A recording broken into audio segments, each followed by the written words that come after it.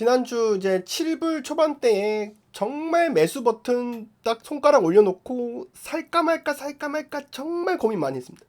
정말 이거 좋은 가격인데 사고 싶다 사고 싶다 사고 싶다 하다가 안 샀습니다. 그리고 주말 내내 다시 좀만 더 생각해보자 하고 결론에 도달했는데요. TMF 7월에 다시 한번 기회를 보겠습니다. 그러니까 이 내용들이 너무 길어져가지고 요 부분만 보고 난 길어 너무 왜 길게 만드냐 하는 분들은 이제 요것만 보고 나가시면 됩니다. 길게 만들 수밖에 없는 이유가 이게 돈에 관련된 내용이니까 당연히 백데이터도 있어야 되고 관련된 로직도 있어야 되잖아요. 그래서 길게 만들어졌습니다. 근데 생각보다 얘기가 많더라고요. 근데 요 내용을 간략하게 이야기하자면 이제 쇼 커버링으로 촉발된 시장의 흐름이 바뀐 거 아닌가. 현재까지 이 시장에 바라본 관점이 변해버린 거 아닌가. 그 다음 두 번째는 개인 매수세가 지금 다시 가세할 확률이 있다는 내용이었고요. 그 다음에 채권으로 쏠림 현상이 좀 심했다. 그동안 연초에. 그래서 경기 침체를 예상하고 있었는데 그래서 주식하고 매도 채권을 매수했었는데 이걸 만약에 좀 조정하는 방식으로 가면 채권을 좀 덜어내고 주식을 더 살 수도 있는 상황입니다. 기관들이. 자, 투자자들의 선호도가 과연 지금 새로 지금 신규로 이제 만약에 주식을 사거나 채권을 투자해야 되는 입장에서 봤을 때 투자자들의 선호가 주식인가 채권인가에 대한 방향성도 생각을 좀 해봐야 될 것 같고요. 그리고 이제 부채한도 협상 끝났으니까 채권은 발행할 텐데 단기채 위주로 많이 발행을 할 거라는 전망이 있습니다. 근데 그 단기채로 발행을 하면 당연히 투자자들은 단기채를 막 사줄 거예요. 근데 우리가 지금 보고 있는 TMF는 장기채고 듀레이션이 굉장히 20년이 되는 긴 거고 그런 장기채를 사줄 수 있는 사람이 누굴까라는 거죠. 장기채 발행이 얼마나 될지도 지금 불분명하고 거기에 금리는 또 확실하게 인하가 될 것인가? 인하는 될 건데 언제 인하가 될 것인가? 나는 이제 시점에 대한 문제들도 있고 그럼 만약에 네가 그 금리 인하하는 거를 정확히 맞출 수 있다면 그럼 차라리 그 시점에서 숏을 치는 게 더 낫지 않나? 라는 뭐 이런 이제 의문도 생기고요. 그래서 여러 가지를 고민해 봤을 때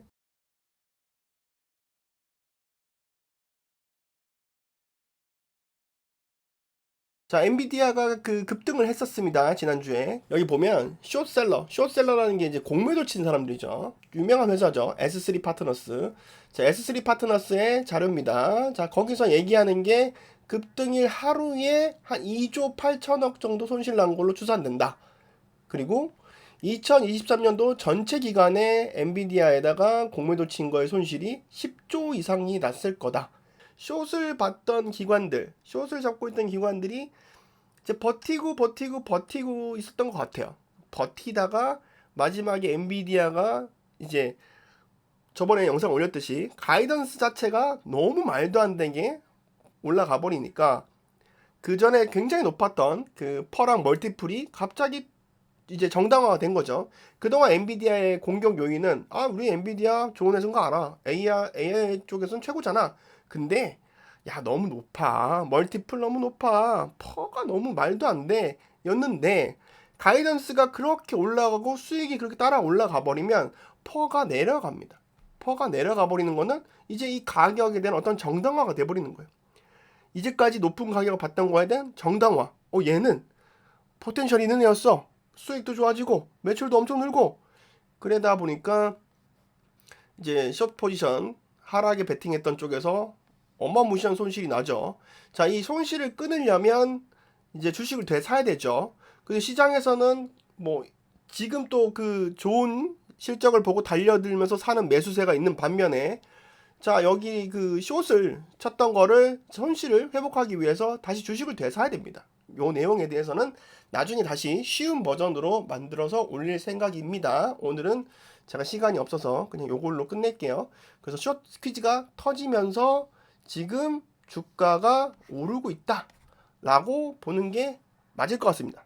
야후 파이낸스에서 올라온 내용인데 미국인의 61%가 주식시장에 이미 돈을 투자한 상태라는 겁니다.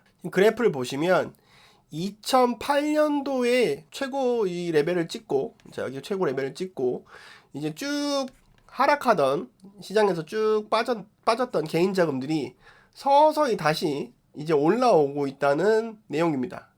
거기에 큰 영향을 끼치는 게 제 의견이 아니에요. 방금 그 전문가가 얘기하는 게 두 가지 포인트였는데, 첫 번째는 지금 보시면 이게 unemployment rate잖아요. 그럼 이게 이제 실업률인데, 실업률이 이렇게 떨어지고 있다. 실업률이 떨어지고 있고, 거의 뭐 미국은 완전 고용이라는 얘기가 있어요. 완전 고용이라는 얘기인데, 그러니까 실업률이 떨어지고 있다는 거는 고용이 튼튼하다. 고용이 튼튼하다는 거는 이제 401k 퇴직연금 불입이 어떤 방식으로든 계속 이루어지고 있다는 거죠. 그리고 저 뉴스에서 전문가가 지적하는 게 뭐냐면은, 주로 MMF랑 CD라든지 단기성 자금에 이제 대피해 있던 자금들이 서서히 주식시장으로 돌아오는 것이 아닌가 하고 분석을 했습니다. 자, 이 내용은 뭐냐면요. 뱅크 오브 아메리카에서 펀드 매니저들한테 조사를 했습니다. 그래서 이 채권을 어떻게 지금 하고 있는가, 채권을 얼마나 투자하고 있는가를 보여주고 있는 건데, 지금 보통 펀드 매니저들이 채권을 이제 담고, 뭐 주식을 좀 팔고, 또는 주식을 좀 팔고, 채권을 담고, 이런 식으로 조정을 합니다. 자, 보시면은 2009년 3월 때에 정점을 찍었고요. 그리고 또다시 이번 3월에 이렇게 정점을 찍게 됩니다. 그간 우리가 채권 쪽에 많이 쏠렸다. 그런 걸 반증하고 있습니다. 블러드 형은 이게 지금, 야, 이게 뭐냐? 0.5%더 올리자 이거예요, 지금 의견이. 그래서 5.25에서 지금 현재 5.25인데 0.5 플러스 추가하면 얼마죠? 5.75죠. 5.75 정도는 가야 되지 않겠니? 근데 그게 이제 보험적 성격에서 미리 좀 해놓자. 패드워치를 보면요, 시작할 때 한 달 전 정도에 봤을 때는 이거 가망성이 없다였어요. 금리 올리는 게. 근데 이제 부채한도 협상 직전까지 무려 60%까지 치고 올라왔다가 지금 58% 빠졌습니다. 이게 순 자금 들어가는 겁니다. 쭉 플러스 값으로 계속 들어오고 있다는 겁니다. 언제부터? 여기 정점 찍고 여기서부터 좀 확 올라왔죠. 여기 대기 수요가 이만큼 있었다는 거야. 미리 들어갔다는 거예요. 이만큼이 미리 들어갔고, 네, 그리고 여기서 또 쭉 증가하고, 네, 계속 증가하고 있어요. 점점 늘어나고 있습니다. 어쨌거나 지금 저는 항복 선언입니다. 나 채권 못하겠다. 너무 어렵다. 이게 고려해야 될 변수가 너무 많고, 아니, 그 냉정하게 생각해서 제가 만약에 채권의 타이밍을 잘 맞춰서 들어간다고 칩시다. 그러면은 이제 제 논리는 그 논리가 저는 못 깨겠더라고요. 제가 제 논리를 못 깨겠더라고요. 야, TMF 사지 마. 그러면 그때 숏을 쳐. 이게 되는 거예요. 예. 야, 네가 그때 TMF 타이밍을 맞출 수 있으면 숏을 쳐라. 이렇게 돼버리는 거예요. 이거 제가 그 논리 못 깨겠더라고요. 네가 올바른 순간에 금리 하락을 베팅을 제대로 맞출 수 있다면, 그렇다면 금리가 하락했다는 거는 시장이 박살나고 있다는 거고, 그럼 시장이 박살나고 있다는 거는 숏을 쳐. 아니면은 늦게 들어가. 시장이 박살날 때 들어가. 그래도 금리는 인하해. 그럼 그 구간을 먹고 나와. 이게 이제 제가 된 거죠. 이게 지금 사자마자 막 시장이 무너지고 내일부터 막 와장창 무너지면서 이게 내가 진짜 최고의 이걸 잡았다. 최고의 포지션 잡았다. 이러면 좋은데, 그게 아니면 어떡하지? 라는 이제 내 타이밍이 분명히 틀릴 텐데, 나는 굉장히 빠른데, 제가 정말 사고 싶을 땐 타이밍이 항상 빨라요. 한두 달. 다른 사람들이 전혀 관심이 좀 별로 없을 때, 그때 막 좋다고 혼자 막 그러다가 혼자 빨리 팔고 나와요.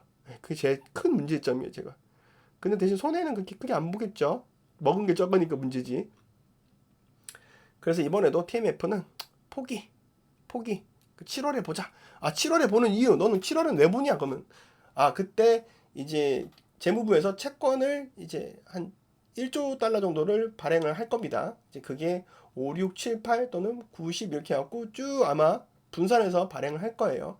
그 발행이 끝나는 그 시점 사이에서 채권이 또 한 번 시장을 흔든다면, 그때 단기 트레이딩 어떤 관점에서 기회를 보고 들어갈 수는 있을 것이고, 그리고 7월이 됐을 때는 이제 금리라든지 이런 것들이 진짜 완전히 어느 정도 방향성이 보이지 않을까 싶어서, 일단은 지금 말고 조금 더 늦게 기다려 보려고 합니다. 당연히 여러분, 당연히 TMF는 내일부터 막 10% 20% 오를 수 있습니다. 저는 그런 배가 아프겠지만 이거는 전략을 짜고 들어가는 게 제가 그 유튜브를 하는 목적이니까 제가 뭐라고 여러분한테 막 알려드릴까요? 제가 이 전략을 짜고 저는 그 전략에 맞춰서 움직이지 않으면 뇌동매매를 할 것 같으니 이 영상을 만들어서 올리는 거예요. 여러분 앞에서 보여드리면서. 그래서 실수를 줄이자는 입장에서 만드는 거니까 여러분들도 좀 돈 많이 버시길 바랍니다.